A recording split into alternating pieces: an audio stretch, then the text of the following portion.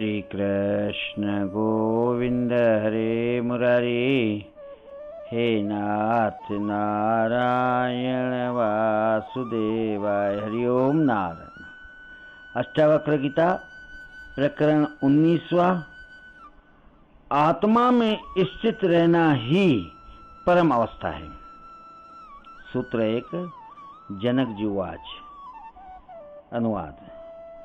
राजा जनक आत्मज्ञान से संतुष्ट होकर अपनी अभिव्यक्ति देते हैं। मैंने आपके तत्व ज्ञान रूपी संसी को लेकर हृदय और उदर से अनेक प्रकार के विचार रूपी बाण को निकाल दिया है। व्याख्या। अष्टावक्र जी के तत्व बोध के उपदेश को केवल श्रवण करके राजा जनक आत्मज्ञान को उपलब्ध हो गए। उनकी पृष्ठभूमि पूर्व में ही तैयार थी। अंतःकरण शुद्ध था, इसीलिए अष्टावक्र के उपदेश पर उन्होंने एक भी शंका नहीं उठाई।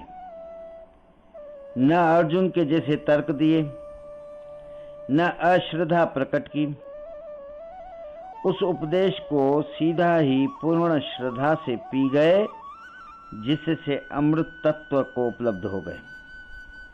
उपदेश क्या था?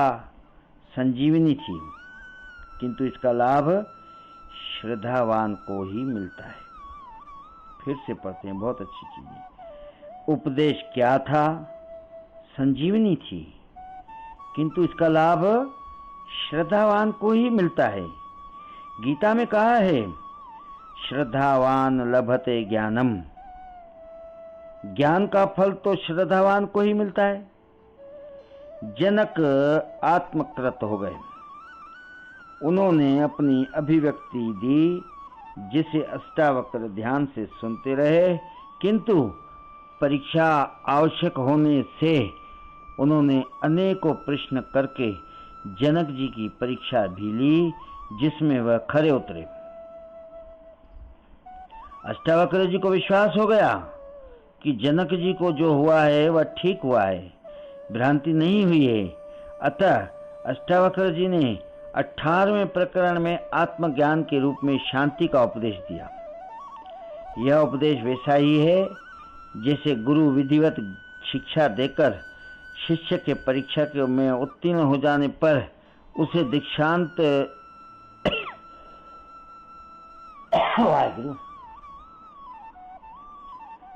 दीक्षांत भाषण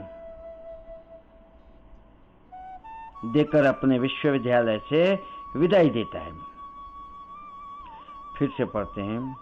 यह उपदेश वैसा ही है जैसे गुरु विधिवत शिक्षा देकर शिष्य के परीक्षा में उत्तीर्ण हो जाने पर उसे दीक्षांत भाषण देकर अपने विश्वविद्यालय से विदाई देता है, तथा संसार में रहकर उसे कर्म करने का उपदेश देता है।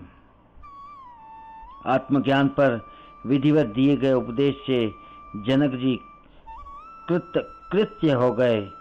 यह अष्टावक्र गीता जनक अष्टावक्र संवाद के रूप में अध्यात्म का सर्वोत्कृष्ट ग्रंथ है, जिसकी तुलना किसी से नहीं की जा सकती। तत्वबोध पर इससे ऊंचा कोई वक्तव्य नहीं है। यहाँ पर अष्टावक्र गीता प्रकरण 19वां भाग 1 समाप्त हुआ। श्री कृष्ण गोविंद हरे मुरारी। हे नाथ नारायण वासुदेवाय। हरिओम नारायण।